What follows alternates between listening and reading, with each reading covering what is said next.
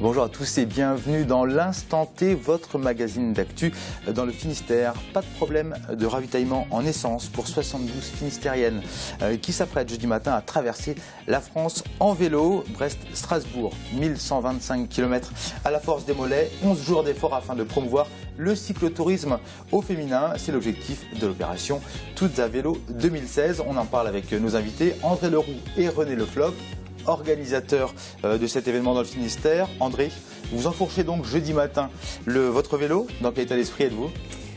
J'ai hâte, après 2 ans de préparation pour organiser ce périple-là. Voilà, c'est l'instant T et hâte de partir. Les mollets, ça va ? Tout est prêt ? Je suis prête. Bon. Je suis prête et toute l'équipe des féminines est prête et n'attend que le départ demain matin. Bon, on en parle dans un instant. Nous sommes mercredi et comme chaque mercredi, on ouvre la page culture de l'instant T. Et cette semaine, la chanson d'auteur est à l'honneur. La chanson d'auteur, en effet, est à l'honneur à l'occasion du premier festival Les Originales qui se déroule jusqu'au 6 juin en Pays de Morlaix. Éric Pellerin, bonjour. Bonjour. Alors vous êtes l'organisateur de ce festival et sur notre plateau, vous allez nous parler justement de ce rendez-vous culturel. Il manquait quelque chose à Morlaix ? Morlaix est une terre de chansons, mais depuis quelque temps on avait du mal à se faire entendre, parce que voilà, il y a beaucoup d'auteurs-compositeurs sur Morlaix, des grands noms, des gens moins connus qui arrivent à tourner bon an mal an, mais ça devient de plus en plus difficile. Donc il manquait une scène, donc c'était un peu l'envie de faire revivre la chanson d'auteur. On en reparle en fin d'émission avec vous, Éric Pellerin. Et Frédéric Lorenzon est aussi sur le plateau. Bonjour Frédéric. Bonjour Christophe. Vous avez scruté les chiffres de la sécurité routière qui sont tombés la semaine dernière et ils ne sont pas bons. Mais ils ne sont pas bons pour le Finistère, pour le début de cette année 2016. Et donc certains peut-être prônent un changement de méthode peut-être dans le discours pour plus de sécurité sur la route. On va voir ça dans un instant avec vous. Avant cela, on fait un point sur l'actu dans le Finistère ce mercredi 25 mai 2016. Les journées se suivent et se ressemblent. Ce mercredi matin, l'accès au port de Brest était une nouvelle fois difficile. Les syndicats ont tenté de bloquer l'accès au dépôt pétrolier. L'opération aura duré un peu plus d'1 heure. À 9h30, tout était redevenu normal sur le plan de la circulation. En revanche, pour les automobilistes, faire le plein est toujours compliqué. Cette pénurie de gazole touche aussi les professionnels puisque les artisans limitent leurs déplacements en privilégiant notamment l'accès aux chantiers. Les transporteurs de biens ou de personnes gèrent au quotidien leur stock de carburant.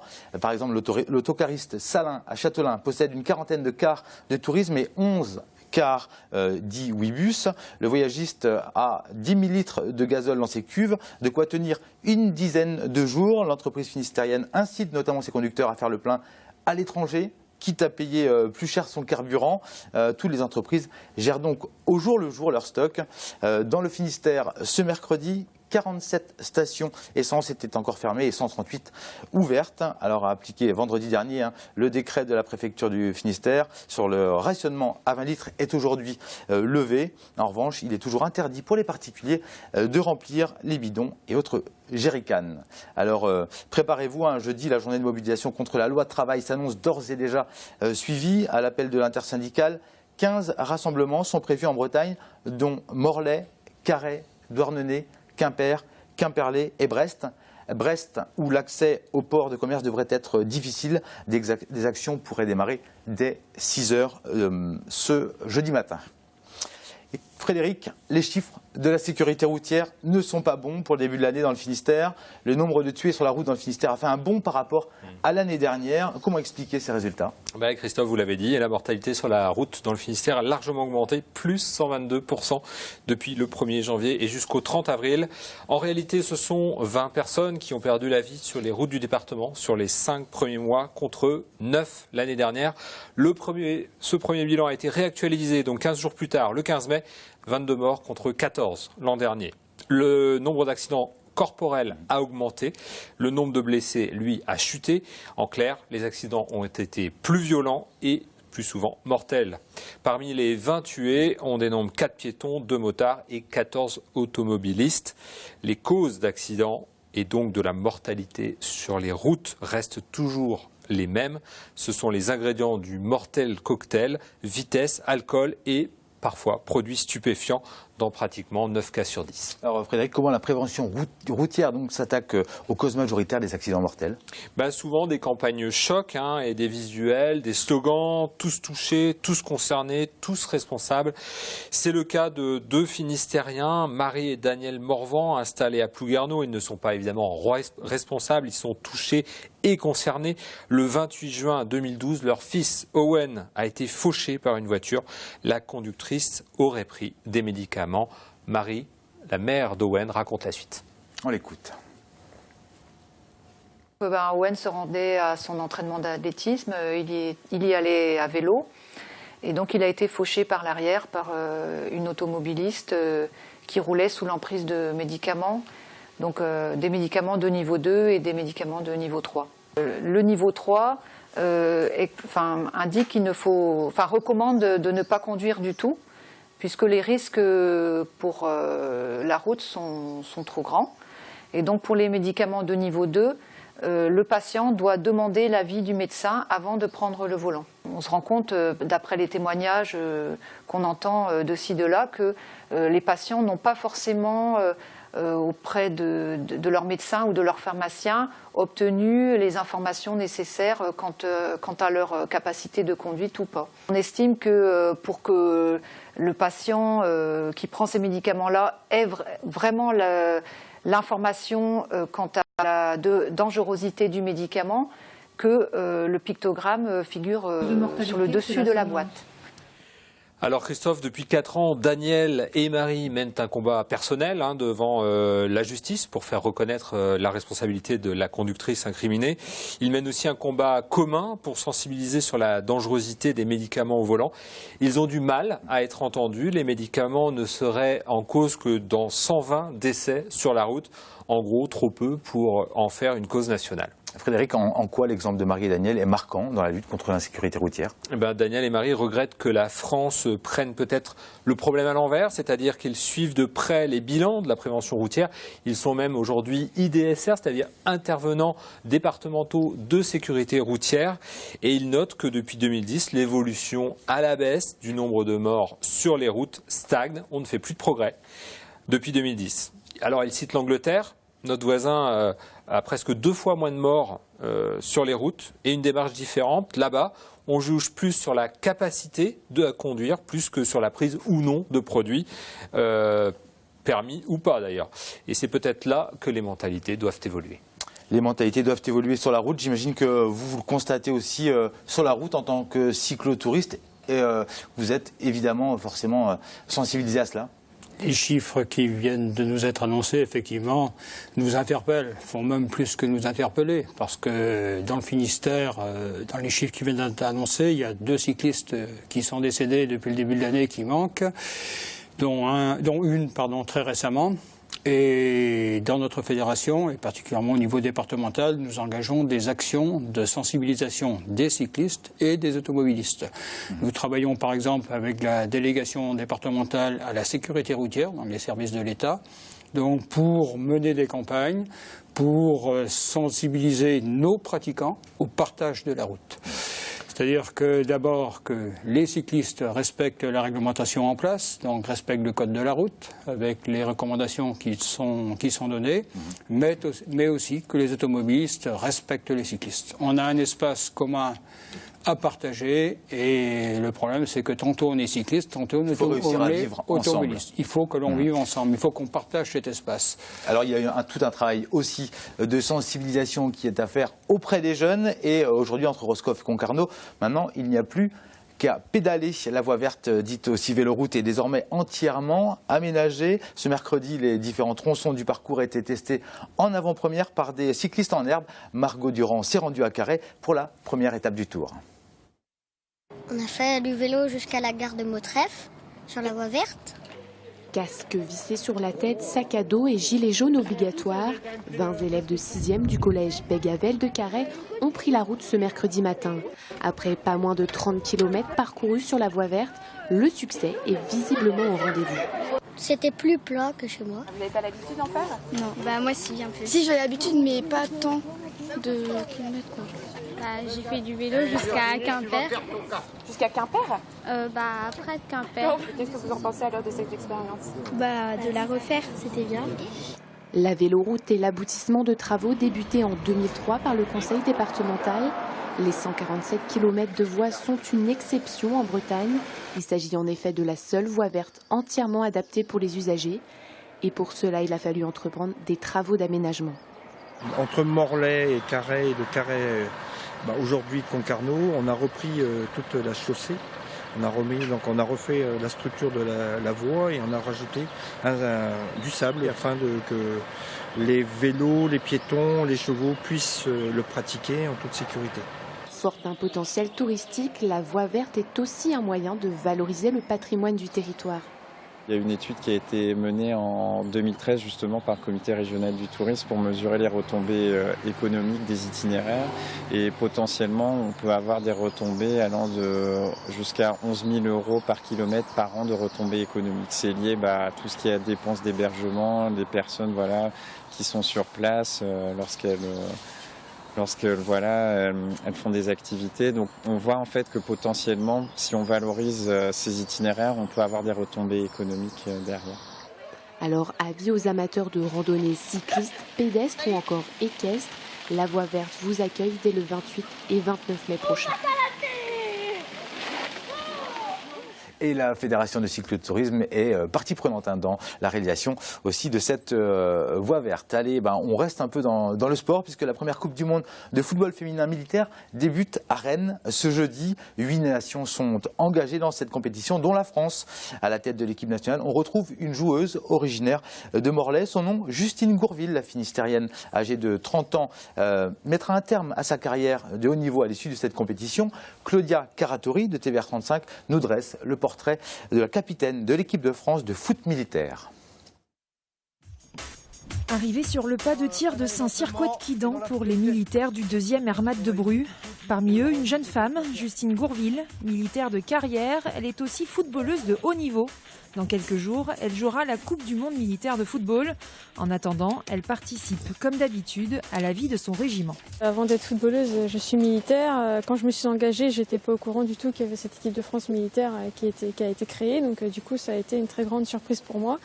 Ensuite, avant tout, oui, je suis militaire. Donc on est sur le pas de tir. Donc on est là pour valider les tests qu'on fait en fait tous les ans. Donc là, on fait un tir de 10 cartouches sur cible à distance diverses. Cette journée de tir se reproduit une fois par mois. Le reste du temps, Justine est basée à Bru, sur le site du régiment matériel de l'armée de terre. Elle a débuté sa carrière il y a 8 ans. Actuellement, elle est secrétaire du bureau de maintenance et logistique. Le service où je suis, ils sont tous derrière moi. Je pense qu'ils me soutiennent et qu'ils s'intéressent aux résultats qu'on va pouvoir faire pendant cette Coupe du Monde. Et je pense qu'ils seront même présents à certains matchs. Oui, j'ai même un billet pour aller au premier match de Justine. Dans le milieu militaire où le sport a quand même une part importante, c'est bien et c'est un exemple pour les plus jeunes, mais puis pour tout le monde d'ailleurs. Justine bénéficie d'un tel soutien qu'elle garde même à son bureau ses précieuses médailles. Donc là, c'est la médaille qu'on a eue au championnat d'Europe en 2014 qui était organisé à Lyon. Et donc on finit première. Et celle-ci, c'est la médaille d'argent qu'on a eue aux Jeux mondiaux militaires en Corée 2015. Son emploi du temps demande régulièrement des aménagements afin de s'entraîner avec l'équipe France.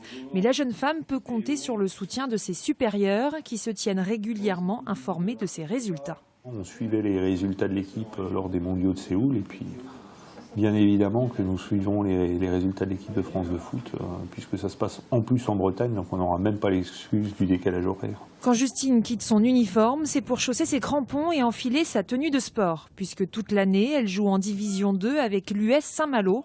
Au sein de l'équipe, elle retrouve Léa Le Garec, qui est également sa coéquipière en équipe de France. Les deux femmes représenteront donc la ville de Saint-Malo lors de cette Coupe du Monde militaire en Bretagne. C'est un plaisir de faire ça chez nous, sachant qu'il y aura beaucoup de supporters. Donc forcément, c'est un plus pour nous et on a hâte d'y être. Bonjour, bienvenue chez moi. Justine Gourville habite près de Rennes avec son compagnon. Une grande partie de sa famille vit en Bretagne. À chaque match lors de cette Coupe du Monde, elle aura donc la chance de compter ses proches parmi les spectateurs. C'est des personnes qui sont très très importantes pour moi Si aujourd'hui je veux participer à cette Coupe du Monde, je leur en dois beaucoup et j'aimerais tellement gagner cette compétition pour les remercier. D'autant plus que ça va être ma dernière compétition avec cette équipe de France militaire. Donc j'ai envie d'en profiter et puis j'ai envie de porter surtout haut et fort les couleurs de la France. À 30 ans, Justine a décidé de mettre fin à sa carrière de footballeuse à l'issue de cette Coupe du Monde militaire. Après une victoire en championnat d'Europe et une deuxième place aux Jeux Olympiques, l'équipe de France fait figure de grand favori. La Malouine a donc bien l'intention de conclure en beauté et pourquoi pas décrocher l'or en terre bretonne.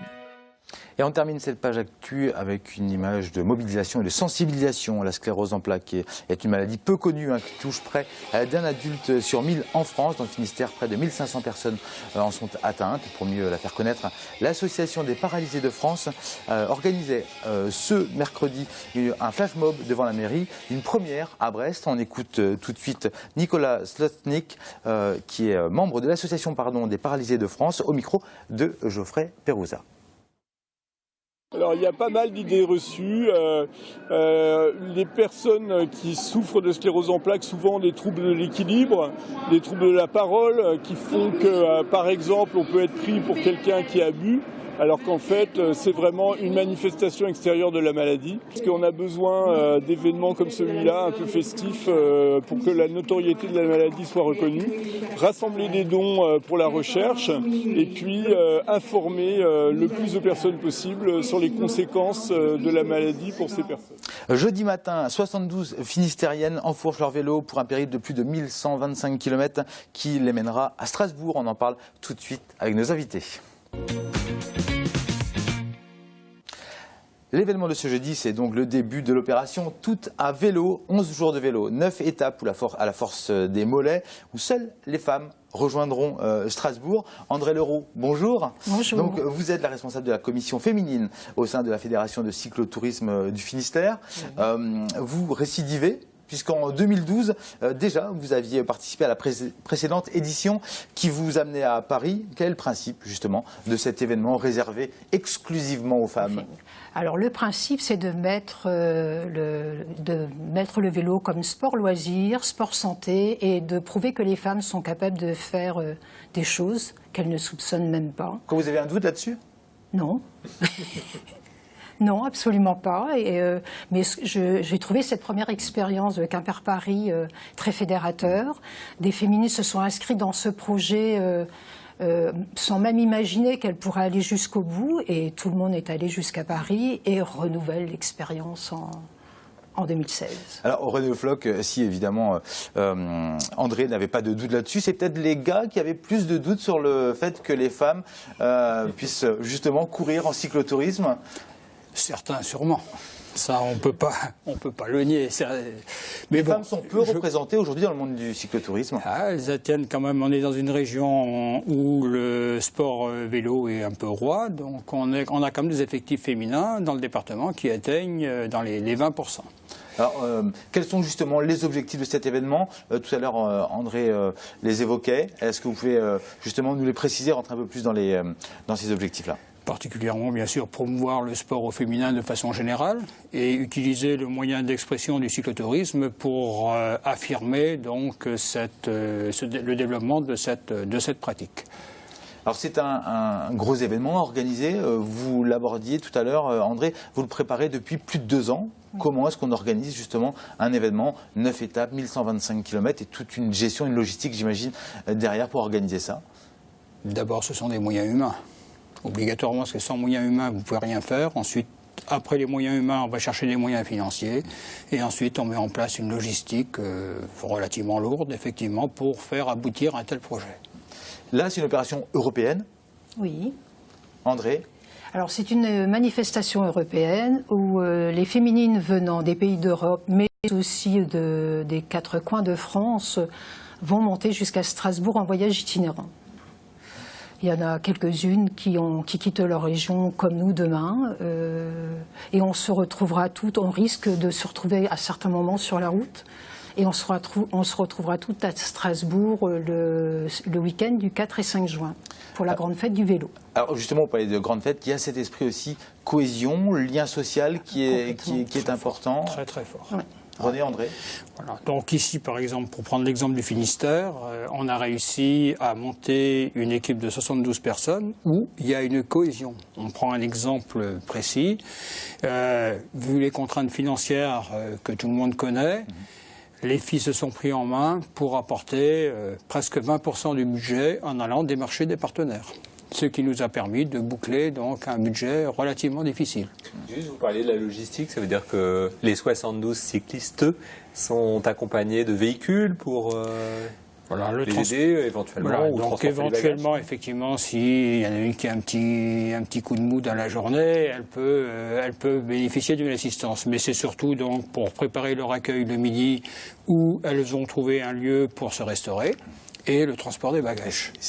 Frédéric, c'est là où le bas blesse, hein, parce que autant les cyclistes sont certaines d'arriver à Strasbourg, il y a quelques doutes pour les véhicules accompagnateurs. Hein. L'actualité nous malmène. Il y a des étapes importantes, hein, André. Oui, qui ont été dues au fait qu'on ne trouvait pas d'hébergement, ce qui fait des étapes parfois de 150 km. Dans la journée. Alors, comme on voulait qu'un maximum de féminines puissent bénéficier de cette belle aventure qui s'annonce, il y a certaines qui ont les capacités physiques de faire le parcours en entier et d'autres se sont inscrites sur des étapes partielles. C'est-à-dire qu'elles pourront bénéficier du minibus une quarantaine de kilomètres, soit le matin, soit en fin de journée. Et là, 80 km par jour, elles sont toutes capables de le faire. Très bien, alors je rappelle le départ de Tout à vélo, c'est ce jeudi matin à 10h de Brest. Place de la Liberté à Brest. Place de la Liberté à Brest, vous êtes reçu en mairie avant. La première étape vous amènera... Alors nous allons traverser Guy Pava, un club qui est très bien représenté demain. Après nous allons Sizun, non Landerneau, Sizun, on prend le centre-Bretagne. Plein centre-Bretagne pour finir à Mur de Bretagne. Donc première pause demain à Mur de Bretagne. Sans monter le mur. Sans monter les murs de Bretagne. Écoutez, merci à vous deux. Merci. Et puis, bonne route. Et puis, bon courage pour les suiveurs. Hein. Et on sera peut-être à pied. Vent l'ouest aux féminines. Allez, on passe tout de suite à l'instant culture.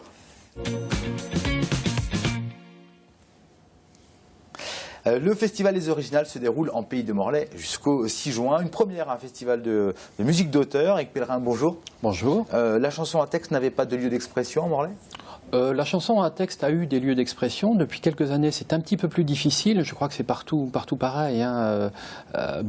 Les budgets étant ce qu'ils sont. Alors, il y a beaucoup de festivals qui se montent parce que effectivement, il y a une envie de faire entendre cette chanson. Il y a énormément. Nous, on découvre en montant ce festival qu'il y a énormément de talents qui sont méconnus, mais c'est un scandale. C'est un scandale. Et pourquoi ils sont méconnus ? Je ne sais pas. Vraiment, je ne sais pas. Je ne vais pas accuser les médias, bien évidemment. L'offre est pléthorique. C'est vrai qu'il y a beaucoup de gens qui s'expriment. Il y a des moyens maintenant aussi, des moyens techniques qui permettent aux gens de faire, on va dire chez eux, des disques ou des vidéos de très très bonne qualité. On peut les diffuser sur Internet. Mais malgré tout, ce qui est important, c'est la rencontre avec le public. Dans cette période de trouble social, la chanson engagée, la chanson à texte, comme on l'appelle, fait écho à l'actualité. Tout à fait, tout à fait. Alors, attention, la chanson à texte, c'est pas forcément la chanson engagée, c'est la chanson poétique, c'est la chanson dans laquelle le texte a beaucoup d'importance. On a par exemple, pour clôturer le festival, un concert de mélodie française. La mélodie française est une esthétique musicale, on va dire, de la fin du 19e, début 20e siècle, qui a vu s'associer des auteurs, des poètes, Mallarmé, Apollinaire et des compositeurs comme Fauré, Poulenc, et on aura un très beau spectacle au Théâtre du Pays de Morlaix qui mêlera justement de la poésie et du chant de mélodie française. Alors vous parliez de la ville de Morlaix, est-elle propice à l'écriture de textes justement ? Ah bah oui, on a de beaux anciens. Tristan Corbière nous inspire tous, de toute façon. Mais voilà, c'est une région très très évocatrice. La mer, le vent, le sable, le soleil. Enfin bon, voilà, on a tous les éléments qui sont réunis pour nous inspirer. Alors on va parler un peu des temps forts. Le festival a déjà débuté, mais il se termine le 8 juin. Le 6 juin. 2 temps forts, notamment concert de Clarisse Lavanant et Laurent Gourvès le 2 juin au Roudour. La salle du Roudour est à Saint-Martin-les-Champs. Tout à fait. Un événement fort. Pourquoi, à vos yeux, justement parce que c'est une rencontre, justement. Alors c'est assez curieux, mais en même temps, donc Laurent Gourvès, qui chante depuis très longtemps, et là il sort son premier album qui s'appelle Les Sentinelles, pour lequel il a eu la chance d'avoir des artistes qui l'ont suivi, notamment Dan Arbraz et notamment Clarisse Lavanant, qui chante sur son album. Et donc on a voulu faire cette rencontre au Roudour, donc avec Clarisse Lavanant qui donnera un concert, suivi d'un concert de Laurent Gourvès, et on espère peut-être, on le souhaite, une rencontre sur le plateau. Autre événement, Christian Pacou à Kerbouli-Callot qui règle le 3 juin à 20h30, quelqu'un qu'on n'avait pas vu dans le Finistère ou dans le Grand Ouest depuis longtemps. Tout à fait. Alors Christian Pacou, c'est vraiment quelqu'un qu'il faut aller voir. C'est un ogre, je crois qu'on ne peut pas le qualifier autrement, qui se bat, qui se débat avec ses mots et son accordéon. Et quand il nous a contactés, je lui ai demandé quels étaient ses souhaits techniques. Il m'a dit surtout pas de sonorisation. Donc c'est quelqu'un qui chante dans une salle sans sonorisation, et c'est vraiment un corps à corps, c'est vraiment de très très beaux textes, de la belle musique, et c'est un personnage vraiment à découvrir. Alors vous allez juste nous rappeler, pour avoir plus de renseignements sur le festival, les originales, un lieu, une adresse internet, un site. Alors le site, c'est le site de La Souris Noire. C'est l'association qui organise le festival. Voilà, donc lasourinoire.com. Et puis sinon, par internet, l'adresse festival.lesoriginales@gmail.com. Merci Eric Pellerin. Le festival des originales, c'est jusqu'au 6 juin en Pays de Morlaix. Ainsi s'achève l'instant T. Très très bonne soirée à vous sur TBO.